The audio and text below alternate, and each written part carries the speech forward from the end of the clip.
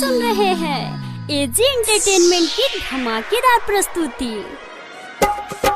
DJ अरमान सिद्दीकी मेहरवा।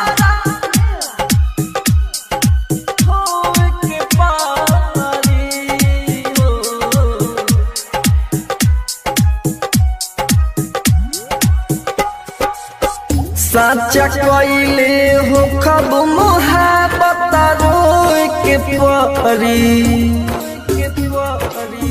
साचा कइले हो खब मोहब्बत रोए के परी। मर जाए से नूरा तोहरा धोए के पारी हो, हमारा जैसन लइका चंदन प्रेमी की आवाज में गाना सुनी रिमिक्स। मर जाए से नूरा तोहरा धोए के पारी हो, साचा कइले हो खब मोहब्बत रोए के परी। मर जाए से नूरा तोहरा धोए के पारी। इलाका किसी का हो धमाका डीजे चंदन पुखराम कट्टैया डीजे का होगा। AG recording studio. डीजे अरमान सिद्दीकी मेहरवा।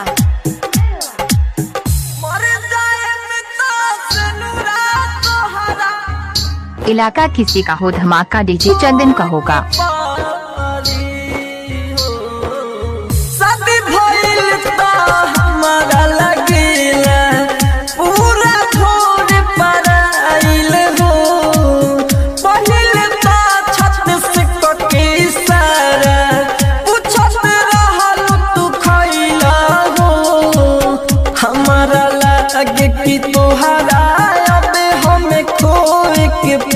चंदन डीजे का नाम तो सुना ही होगा।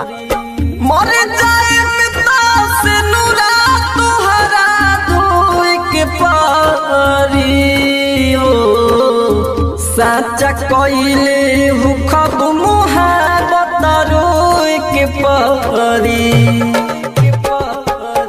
मर जाए से नूरा तोहरा धोए के पारी हो। इलाका किसी का हो धमाका डीजे चंदन विकास का होगा। आप सुन रहे हैं एजी एंटरटेनमेंट की धमाकेदार प्रस्तुति। डीजे अरमान सिद्दीकी मेहरवा। डीजे चंदन का मोबाइल नंबर संपर्क करें 62 029 96 512।